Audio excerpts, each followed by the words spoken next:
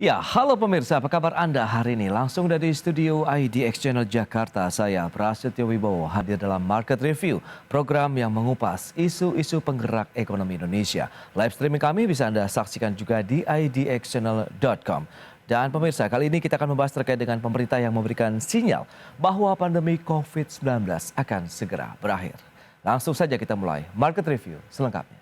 Ya, pemirsa, Presiden Joko Widodo menyatakan bahwa pandemi COVID-19 di Indonesia mulai menunjukkan tren penurunan sehingga berpotensi berakhir. Meski demikian, Presiden menegaskan bahwa tekanan terhadap ekonomi global masih menghantui ekonomi domestik. Selalu berulang-ulang saya sampaikan bahwa situasi ekonomi dunia sekarang ini betul-betul pada posisi yang tidak baik-baik saja. Ketidakpastiannya sangat tinggi. Semua negara pada posisi yang sangat sulit sekarang ini. Bahkan negara-negara maju pun berada pada posisi yang sangat sulit. Pandemi memang sudah mulai mereda. Mungkin sebentar lagi juga akan kita nyatakan pandemi sudah berakhir. Tetapi yang kita lihat ini dunia, pemulihan ekonomi pasca pandemi memang belum pada kembali normal, tetapi justru semakin tidak baik. Karena selain pandemi, ditambah lagi karena adanya perang di Ukraina. Demikian pernyataan Presiden Joko Widodo dalam menyikapi kondisi pandemi COVID-19 yang mulai mereda di tanah air di tengah kondisi perekonomian global yang penuh dengan ketidakpastian. Bahkan Presiden menyebutkan Indonesia berpeluang menyatakan pandemi COVID-19 berakhir dalam waktu dekat ini. Meski demikian, Presiden kembali menegaskan bahwa tekanan terhadap negara-negara di dunia termasuk Indonesia tidak serta-merta berakhir. Sebab saat ini, situasi ekonomi di dunia belum kembali normal dan sedang tidak berada dalam kondisi baik. Kali ini tekanan ekonomi global dipicu instabilitas geopolitik setelah terjadinya perang di Ukraina yang menyebabkan timbulnya ancaman krisis pangan, energi, dan finansial. Sementara itu, Presiden juga telah menginstruksikan Kementerian Kesehatan untuk berkonsultasi dengan Direktur Jenderal Organisasi Kesehatan Dunia atau WHO, Tedros Adhanom Ghebreyesus mengenai status pandemi COVID-19. Sebab WHO merupakan pihak yang berwenang terkait Public Health Emergency of International Concern untuk menyatakan pencabutan status pandemi COVID-19. Jakarta, Tim Liputan IDX Channel.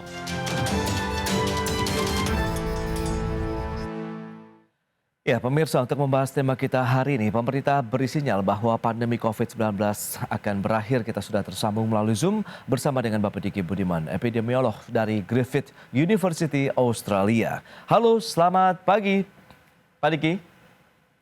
Halo, Pak Mas Prasetyo. Ya. Suara saya cukup jelas ya? Cukup jelas, tapi mungkin agak sedikit jauh terdengar begitu, Pak Diki. Baik, terima kasih atas waktu yang disempatkan. Ya. Kita akan langsung saja mereview nih dari pandangan Anda sebagai seorang epidemiolog terkait dengan kondisi pandemi COVID-19 di Indonesia hingga hari ini seperti apa? Bahwa situasi pandemi kita semakin terkendali, semakin progresnya terlihat dari jumlah kesakitan, dari jumlah kematian yang juga menurun. Meskipun ini harus difahami di tengah terbatasnya data, di tengah semakin menurunnya juga kapasitas deteksi dini. Tapi secara umum dampak ke fasilitas kesehatan memang semakin menurun atau semakin berkurang.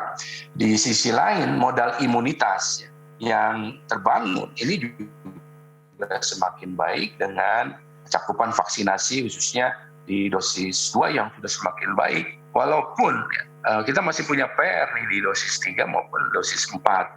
Nah, ini hal yang juga terlihat di level dunia yang penurunan serupa ya, progresnya terlihat. Namun harus kita pahami bahwa situasi krisis ini belum selesai. Situasi krisis ini masih belum terlewati. Karena apa? Karena bicara untuk keluar dari situasi krisis ada dua hal. Bukan hanya bicara masalah upaya dari pemerintah maupun masyarakat dan individu saja, tapi juga ke karakter virus itu sendiri. Yang kita tahu, dia masih melahirkan subvarian-subvarian baru yang bahkan semakin menurunkan efikasi dari antibody.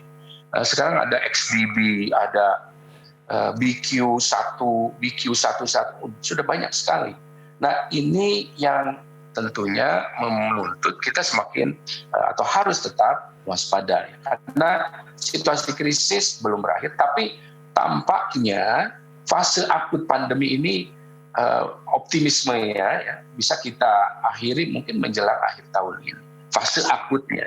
Tapi bicara fase emergensinya kita masih harus melihat setidaknya sampai awal tahun depan gitu Mas Prasetyo. Oke, tapi kalau kita dari sisi jumlah kasus konfirmasi positif ini dalam sebulan terakhir lah, ini juga trennya cenderung turun. Bahkan dalam sepekan ini di rentang seribuan kasus positif begitu untuk konfirmasinya. Ya. Anda melihat bagaimana? Apakah tren ini memang yang menjadi modal pemerintah juga akhirnya nanti cukup percaya diri bahwa menyebutkan pandemi sudah mulai terkendali begitu saat ini?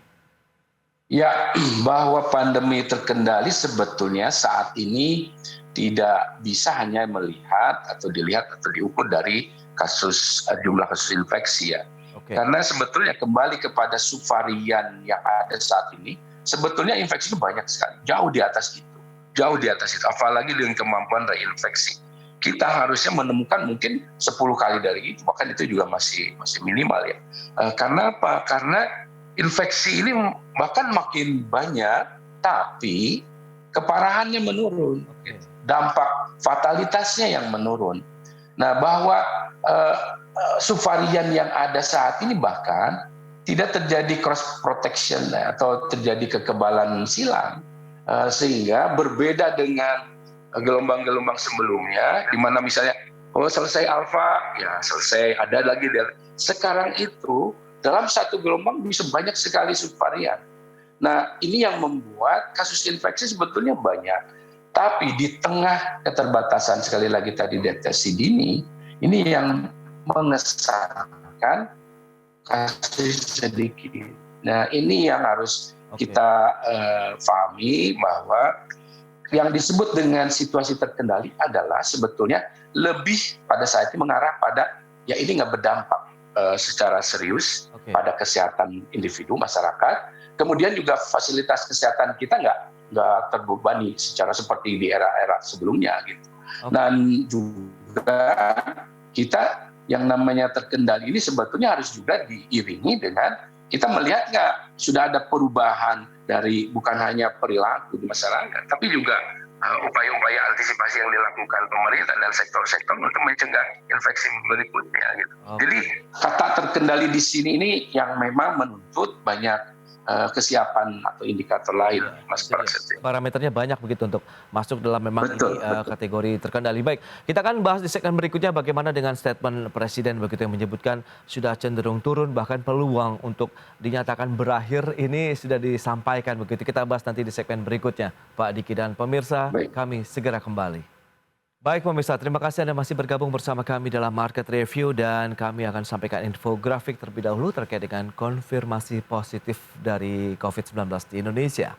Ya, seperti yang bisa Anda saksikan di layar televisi Anda, kita lihat trennya dari tanggal 26 September tahun 2022 sampai dengan 4 Oktober 2022. Ya, kita lihat trennya. Sempat memang kecenderungannya mengalami penurunan dari tanggal 27 September di 1976 untuk konfirmasi positif, 2003 kasus konfirmasi positif pada tanggal 29 September dan terus turun hingga 3 Oktober lalu di 1134 kasus konfirmasi positif. Namun ada lonjakan kembali per 4 Oktober itu di 2031 konfirmasi positif dari COVID-19. Tapi secara keseluruhan di rentang 1000-an kasus per hari dari COVID-19. Dan selanjutnya, ini adalah beberapa provinsi di tanah air begitu ya yang masih mencatatkan kasus aktif tertinggi. Ada wilayah DKI Jakarta sekitar 5.063 kasus aktif, kemudian di Jawa Barat 4.508 kasus aktif, kemudian di Jawa Tengah 1.364, menyusul Banten di 1.036. Sementara Jawa Timur, kemudian Yogyakarta, Sulawesi Utara, Sumatera Utara, kemudian Bali dan Nusa Tenggara Timur kasusnya di bawah 1.000 untuk kasus aktif ya COVID-19 di Indonesia. Ini data per 4 Oktober 2022. Dan berikutnya adalah data vaksinasi dari COVID-19 yang memang ini menjadi game changer dari pandemi COVID-19 di Indonesia. Per 1 Oktober kita lihat datanya untuk vaksinasi dosis pertama ini sudah mencapai 204.594.174 orang yang sudah divaksinasi pertama. Kemudian yang kedua ada 171.205.000 dengan tambahan sekitar 19.000 orang begitu ya per 1 Oktober. Kemudian vaksinasi ketiganya sudah mencapai 63.609.742 orang. Demikian juga dengan vaksinasi keempat yang tadi disampaikan oleh Pak Diki Budiman, yang perlu dikejar adalah vaksinasi ketiga dan 4 yang mana ini adalah booster 1 dan booster kedua. Jadi booster keempat sudah 620.000 orang yang memang difokuskan kepada tenaga kesehatan. Sementara target sasaran vaksinasi secara nasional 234.666.020 orang di Indonesia. Itu dia beberapa data yang kami sampaikan terkait dengan perkembangan kasus COVID-19 ini, mengingat Presiden Joko Widodo telah menyebutkan bahwa pandemi sudah mulai menurun, bahkan potensi ada pernyataan bahwa kita akan segera mengakhiri pandemi COVID-19. Sementara tadi disampaikan di paket pengantar bahwa Kementerian Kesehatan pun sudah berkonsultasi dengan Lembaga Kesehatan Dunia WHO begitu. Dan ini juga merupakan pihak yang berwenang ya, yang terkait dengan Public Health Emergency of International Concern untuk menyatakan bahwa adanya pencabutan status pandemi COVID-19 secara global maupun juga di Indonesia. Baik, kita akan coba berbincang kembali bersama dengan Bapak Diki Budiman, epidemiolog dari Griffith University Australia. Ya, Pak Diki. Iya, sebentar. Baik, sudah bisa mendengar suara saya dengan jelas, Pak Diki? Oke, tetap ininya ya. Suara saya jelas ya, Mas Prasetyo? Baik, sudah cukup jelas Pak Diki. Tadi sudah disampaikan beberapa data terkait dengan kasus konfirmasi positif, kemudian perkembangannya di sejumlah provinsi di Indonesia. Dominasi masih di wilayah DKI Jakarta, Jawa Barat, Jawa Tengah, dan Banten yang masih di atas 1.000 kasus aktif COVID-19 begitu. Kalau kita cermati dengan kondisi seperti saat ini, bagaimana dengan statement tadi yang sudah disampaikan di pengantar pertama begitu, bahwa Presiden Joko Widodo sudah memberikan sinyal ini, peluang untuk mengakhiri pandemi. Apakah kita akan menuju endemi atau bagaimana ini, Pak Diki? Jadi bicara status pandemi sebetulnya untuk dipahami memang tidak ada dalam konvensi internasional. Ya, jadi kebetulan saya peneliti global security dan juga praktisi dan terlibat dalam revisi International Health Regulation 2005 yang merupakan konvensi internasional yang mengikat semua negara anggota WHO, termasuk dalam hal ini Indonesia. Nah, di dalam konvensi IHR ini, itu WHO dalam hal ini Direktur Jenderal WHO memiliki kewenangan untuk terus public health pandemi sendiri itu tidak ada di situ. Ya, di dalam kewenangan WHO itu nggak ada kata-kata pandemi dicatat oleh WHO, nggak ada.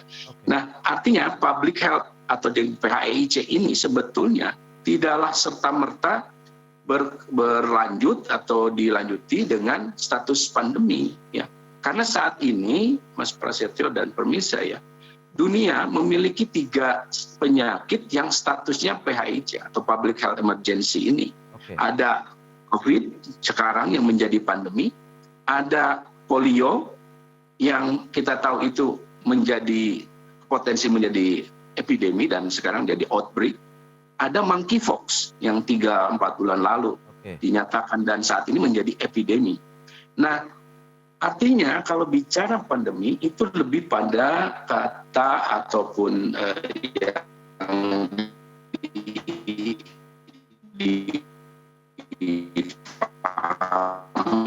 populer oleh media dan maka definisi epidemiologi. Penyakit artinya sebetulnya kalau bicara menyangkut status pandemi akan sangat tidak logis kalau pandeminya diklaim berakhir tapi status PHEIC-nya belum dicabut oleh WHO.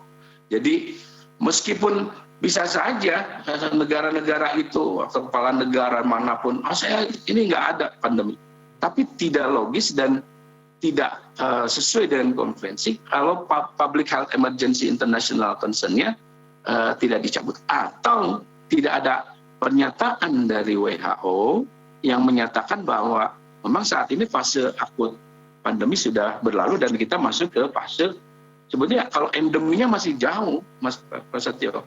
Kita masih akan mengalami yang disebut dengan fase epidemi.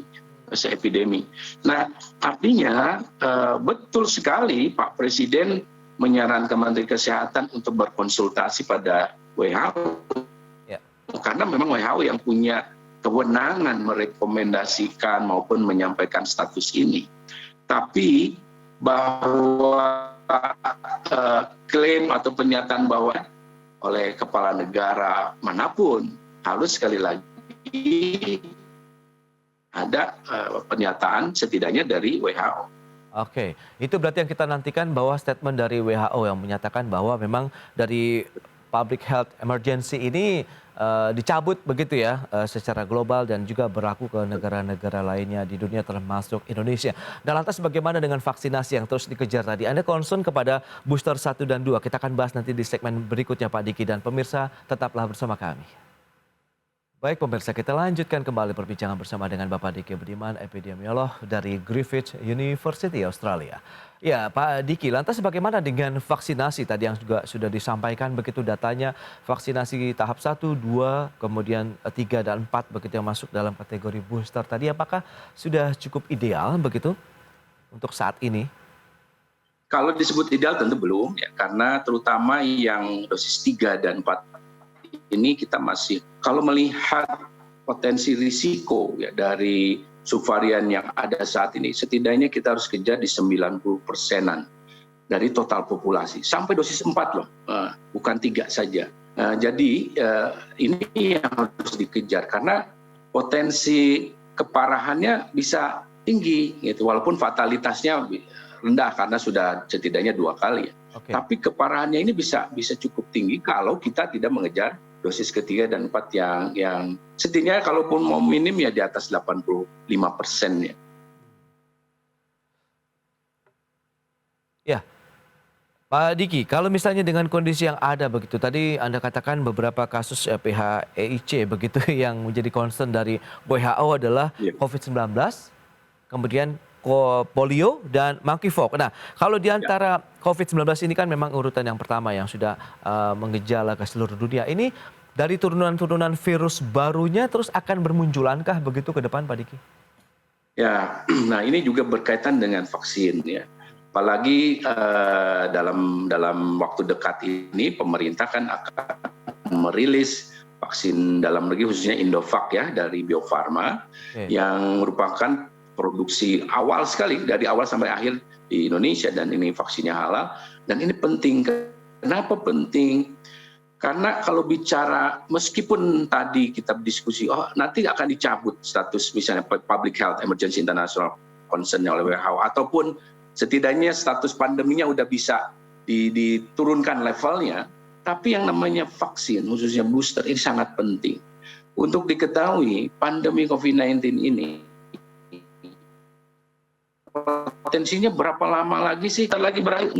Kalau merujuk pada umumnya, kalau COVID-19 ini bisa kita bandingkan dan bisa kita rujuk itu ke pandemi flu yang terjadi di 1918, H1N1. Itu sebetulnya baru berakhir 1956. Itu terjadi. Betul-betul mulai sangat hilang atau masuk ke fase endeminya itu di 1957. Nah, kalau melihat rujukan itu, saya memprediksi bahwa COVID-19 ini akan, setidaknya kita akan hadapi masa yang bergejolaknya naik turunnya itu di 3 dekade ke depan, di 30 tahun ke depan. Nah, setelah itu, maka baru kita akan mungkin di tengah itu atau mungkin di akhir baru masuk ke endemi. Jadi endemi itu tidaklah akan terjadi dalam waktu dekat. Saya tidak memprediksi seperti itu dengan tren dari subvarian yang ada saat ini. Yang akan lebih dominan kemungkinan terjadi adalah dari status pandemi yang akan diturunkan, dia masuk ke epidemi. Ya, epidemi. Dan endemi juga sebetulnya bukan hal yang baik kan. Sekarang batuk pilek lah yang kita alami, itu juga kan tidak bagus juga. Baik. Atau monkeypox yang sebelumnya endemi kan akhirnya jadi epidemi juga. Nah, ini yang harus dipahaminya adalah kenapa kita harus terus kejar booster. Tapi bukan berarti nanti setiap tahun semua negara, semua populasi atau semua kita ini harus booster. Tidak. Nanti akan seperti halnya vaksin booster flu, dia lebih selektif. Oke. Baik. Orang yang berisiko. Baik, Pak Diki.